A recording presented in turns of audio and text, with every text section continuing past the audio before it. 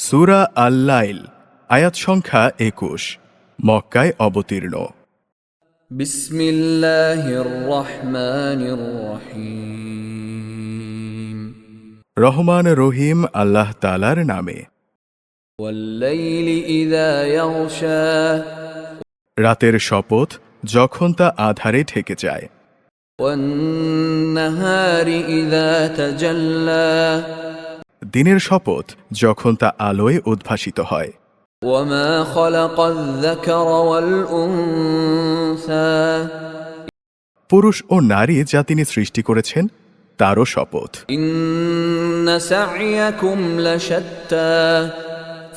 অবশ্যই তোমাদের চেষ্টা সাধনা হবে নানামুখী।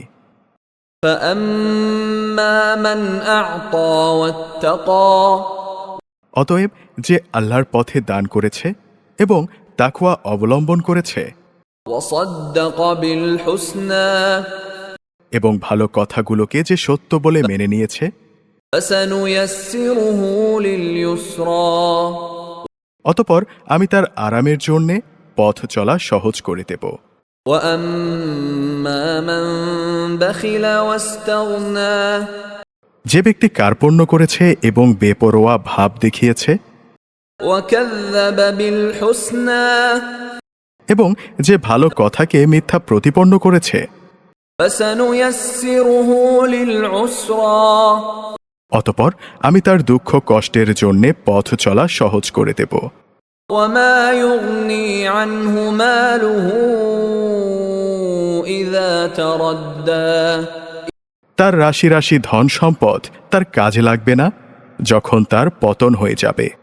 إن علينا للهدى। অবশ্যই মানুষকে সঠিক পথ প্রদর্শন করার দায়িত্ব আমার ওপর। وإن لنا للآخرة والأولى। দুনিয়া আখেরাতের নিরঙ্কুশ মালিকানা আমারই জন্যে। فأنذرتكم نارا تلظى। অতএব আমি তোমাদের জ্বলন্ত অগ্নিকুণ্ডের ব্যাপারে সাবধান করছি। لا يصلاها إلا الأشقى। নির্ঘাত পাপী ছাড়া অন্য কেউই সেখানে প্রবেশ করবে না। الذي كذب وتولى। যে এ দিনটিকে মিথ্যা প্রতিপন্ন করেছে এবং হেদায়াত থেকে মুখ ফিরিয়ে নিয়েছে। وسيجنبها الأتقى। যে আল্লাহকে বেশি বেশি ভয় করে তাকে অবশ্যই আমি বাঁচিয়ে দেব। الذي يؤتي ماله يتزكى। যে ব্যক্তি নিজেকে পরিশুদ্ধ করার জন্যে আল্লাহর পথে অর্থ সম্পদ ব্যয় করে وما لأحد عنده من نعمة تجزى। অথচ তোমাদের কারোই তার কাছে এমন কিছু পাওনা ছিল না যে তোমাদের কোনো রকম প্রতিদান দেয়া হবে।